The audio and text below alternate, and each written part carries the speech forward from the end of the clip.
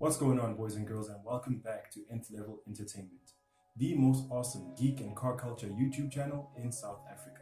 I am your host, Zwelethu Mahlamu, and welcome back to my 50 greatest films ever made review series, according to IMDb. And today, we're having a look at Titanic. Titanic was released in 1997 and was directed by the legendary James Cameron. It starred Oscar-winning actor Leonardo Dicaprio as well as Kate Winslet.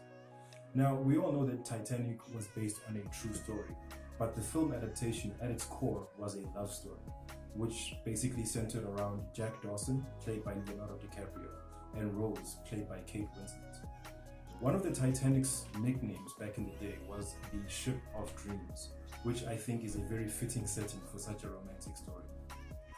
This movie is about 3 hours and 5 minutes long, and you really do feel it at some points, but the story is actually very well and evenly paced, as we first follow the story of Jack and Rose meeting each other, which was sort of like a Romeo and Juliet story in a way, in that they were both from different worlds. Jack was basically an artist who was, not very wealthy. You would consider him as a lower class citizen in a way. And he actually won a ticket to get onto the Titanic to travel from France back home to the US.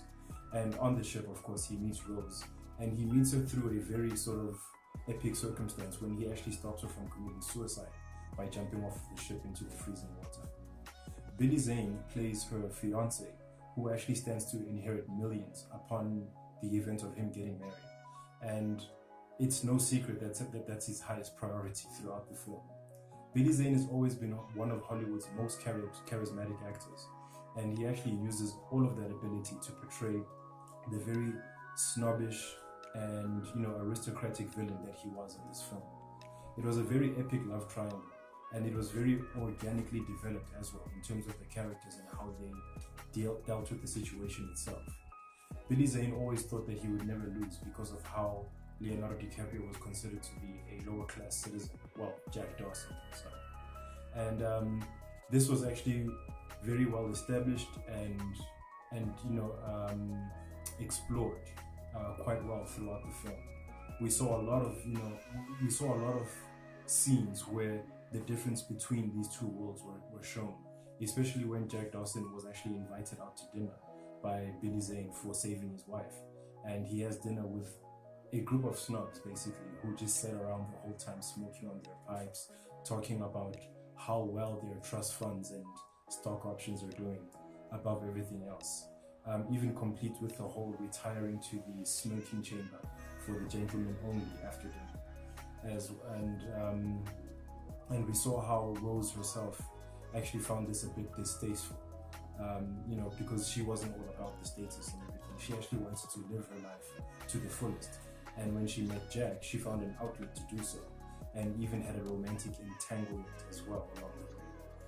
So this was explored mostly throughout the first hour and a half of the film, until the Titanic third act, which climaxed with the Titanic running into the very famous iceberg, which then all hell broke loose. This was actually very well portrayed by James Cameron, in that we then started to see how everybody was now suddenly on the same level. We saw humanity's based instincts at their finest, when people were just struggling to survive, trying to climb over each other to get onto lifeboats. It was supposed to be women and children first, but that all broke down. Billy Zane's character actually tried to bribe his way to secure a position on one of the lifeboats, despite whether or not he was going to be getting on there with Rose. He was only looking out for number one, I guess. And Rose only survived because Jack sacrificed himself in the end to get her on not a life raft, but I think a piece of driftwood that was on the ocean way after the Titanic sank.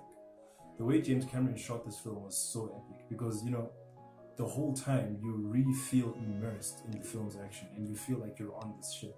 None of it ever looked like it was on a set or a soundstage. It all looked very real, very visceral, very gritty, and the danger and the urgency felt very real as well. You actually, you felt something for all of the characters that were trying to survive, and how everybody actually started fighting the guards, shooting at them, the guards themselves started shooting people as well, just because of how desperate things were. One of the guards actually felt so guilty about it that he killed himself after shooting a couple of passengers for trying to get past the line and getting onto the lifeboats. Titanic, it really does deserve its place among the 50 greatest films of all time because of how well it was shot. And it actually was the highest grossing film for decades after its release in 1997, only to be toppled much later. I think by Avengers Endgame, if I'm not mistaken. I know Black Panther also made 1 point something billion on its opening week, whereas Avengers Endgame made that amount of money in its opening weekend. So one of those two are the one that actually toppled Titanic. But for a long time, it actually stood firm as the highest grossing film. And this was a bit of a trend for James Cameron, because when he eventually released Avatar, years later, it actually achieved the same feat. And it seems also to be a bit of a trend for James Cameron to portray very strong female characters in all of his films. I mean, we had Sarah Connor in Terminator, we had the blue chick from Avatar, and now we've got Rose in Titanic as well. So this was a very well shot film. Looking at the running time and Titanic's reputation as being, a date film, I was expecting to be quite bored watching this film. It wasn't my first time watching it, but that's the eye that I watched it with when I was younger.